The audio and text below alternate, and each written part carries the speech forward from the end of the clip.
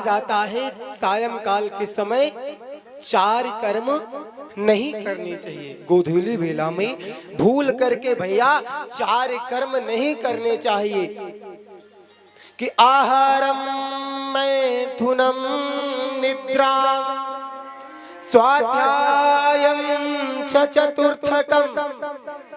सायंकाल के समय भूल करके भी 4 कर्म नहीं करने के चाहिए। बोले कौन? भोजन, मैथुन, शयन और स्वाध्याय। क्योंकि आहारे जायते व्याधि, मैथुने गर्भदुष्टतः, निद्रायाम ह्रियते लक्ष्मी, स्वाध्याये मरणांतकम। संध्या काल के समय भैया भोजन करने से रोग आदि होते हैं, मैथुन करने से दुष्ट संतान उत्पन्न होता है, और भैया सोने से लक्ष्मी चली जाती है, और विद्या अध्ययन करने से विद्या मर जाती है।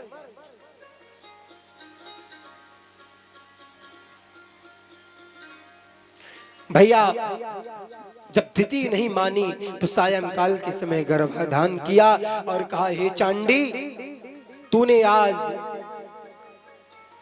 सायंकाल के समय गर्भाधान किया है, जा तुझे दुष्ट संतान पैदा होगी। और भैया दिति ने कई वर्षों तक अपने गर्भ को धारण करके रखा।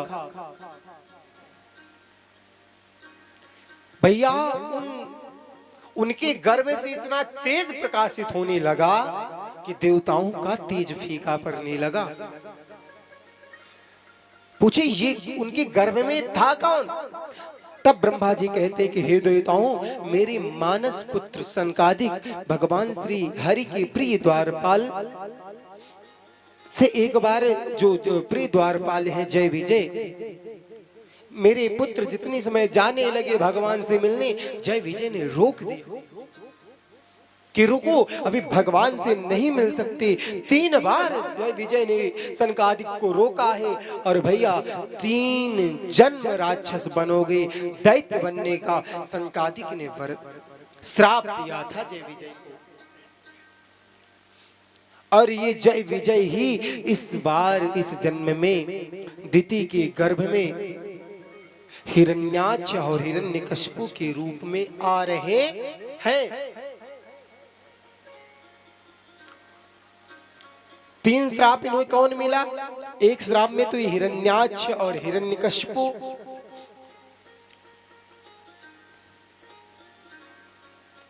दूसरा जन्म इनको मिला रावण और कुंभकर्ण, तीसरा जन्म शिशुपाल और दंतवक्र।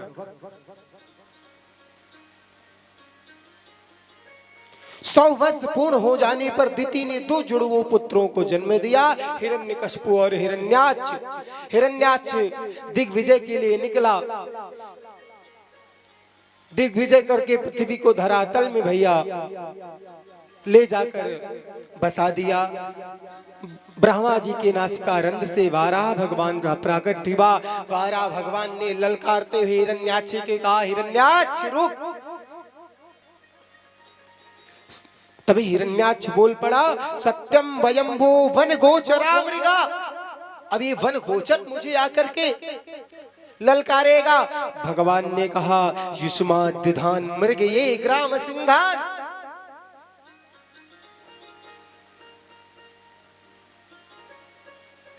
मैं तुम्हारे जैसे ग्राम सिंहों को तो ढूंढता रहता हूं मारने के लिए। ग्राम सिंह मतलब समझ रहे हैं बाबूजी?